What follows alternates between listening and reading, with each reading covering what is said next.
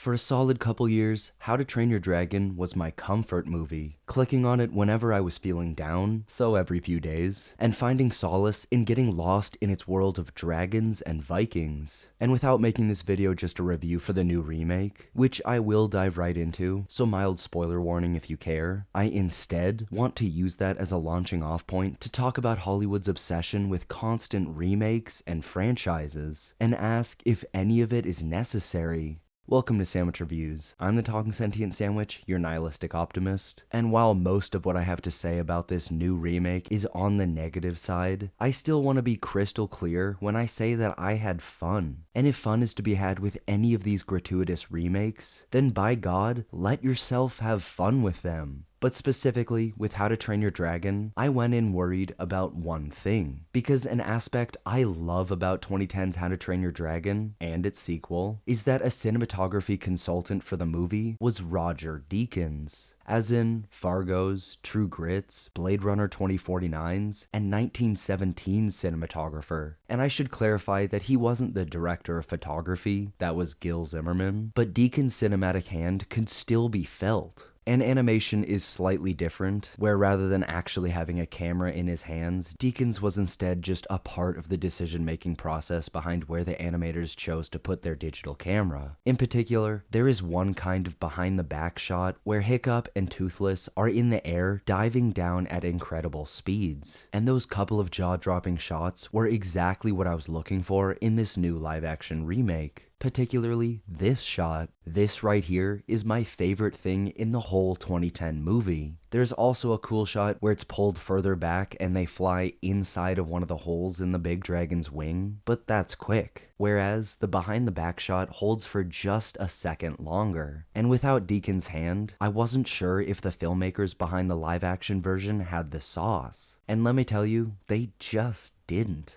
The overall movie was competently shot, but when it came to that added little bit of spice to zhuzh it up, this live-action remake was just missing it. To stay on the behind-the-back shot, it was like the live-action filmmakers wanted to add some kind of shaky cam, and had the camera realistically have a hard time keeping Hiccup in frame, which always just made me want to go home and watch the clearer and smoother version. It does everything that I wanted it to, just not nearly as well as what we'd seen over a decade ago. But cinematography aside, does the story still work? Yes, obviously, it's practically a shot-for-shot remake, but the 10% or so that was changed really boggled my mind. There were harmless inclusions, like a running joke about Snotlout's dad not loving him, but there were also some mystifying ones, like a terrible bit of exposition where Hiccup first finds Toothless and says out loud, "Why couldn't you have been dead? Now I have to kill you." Even the toddlers watching it get it. You don't have to spell it out for us. And then there's one specific scene they, for some reason, left out, which is the one where Hiccup not only fully questions why his Viking status quo of hunting and killing dragons is a thing, but also where it's set up that the dragons aren't fireproof on the inside. But that fireproof fact seemingly doesn't hold true for the remake, or at least it's never brought up. So when Hiccup uses that same move in the third act, it just comes off as confused. Yet the one element I think let down 2025's How to Train Your Dragon the most was the inherent disconnect created when putting real actors together with digital dragons. In a technical aspect, every time Toothless was on screen, he presumably cost thousands and required hours of meticulous visual effects work to be drooled over. And maybe this was me projecting that fear, but I feel for that very reason, he wasn't shown as much. And with Toothless being crucial to the movie itself, every millisecond cut could be felt. Which is why I felt his personality was barely there. And when it comes to that expressive character of Toothless, he's not just a seminal part of the movie, he is the movie. Just as much of a main character as Hiccup. So when the runtime is lengthened, but Toothless still gets the same scenes as before, he comes across as not as developed in this new version. It was like the writers figured they already had something special with that story, so they decided to put their efforts into other parts of the movie. And I'll say that the original story of Hiccup and Toothless is special, special, but without any iteration of any kind, the question of what's the point has to be brought up. And I also didn't love the music for this. However, I'm pretty sure that's just because I recently watched the OG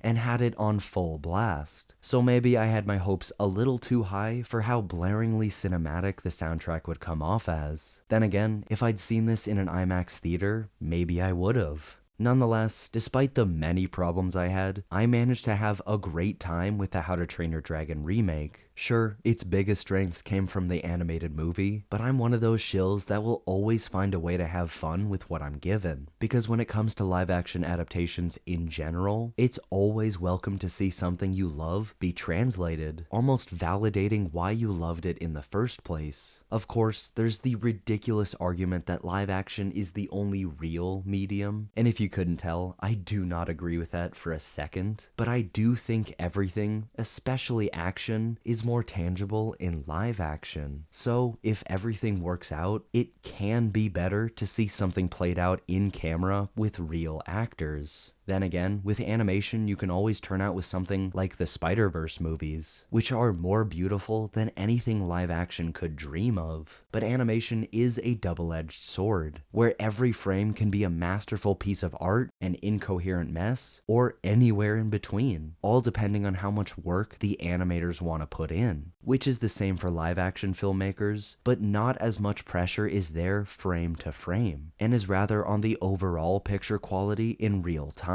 But when the stars align and a live action project gets the energy of its original right, it's downright fun to see an animation style be seen in live action, which has been proven to be possible on many occasions with plenty of different styles, but it's also incredibly difficult. So when a certain style isn't translated, or isn't even attempted to be iterated on, that new project ends up being lifeless, which is what the worst remakes are, lifeless and soulless. There has to be passion and reasoning for the filmmakers to want to wake up every day for a couple years and work on that remake past the money. I'd go as far as to say that all of these remakes and franchises are unnecessary. However, so is Hollywood as a whole. I made a couple of videos about this a while ago, but to restate what was said there, Hollywood has never had an original thought, and when they do, it's always an iteration or combination of what we've seen before. But that does not have to be a bad thing. So long as you're able to have fun with the movies you're spending your hard-earned money on, who cares if it's a remake or part of some ghoulish company's franchise? Next month, we're getting Superman and Fantastic Four First Steps, both of which feature characters that have had countless cinematic movies beforehand. Yet I'm undeniably excited for them because they have a clear love and respect for the source material front and center that I have faith will allow for their translations to be heartfelt and genuine. And that's all that's necessary. I haven't seen Snow White or Lilo and Stitch because I was too busy, though I know if I really wanted to, I would have made time, but I guarantee you they're as serviceable as they are charming, and I know there's a lazy afternoon one day just calling for those to be played.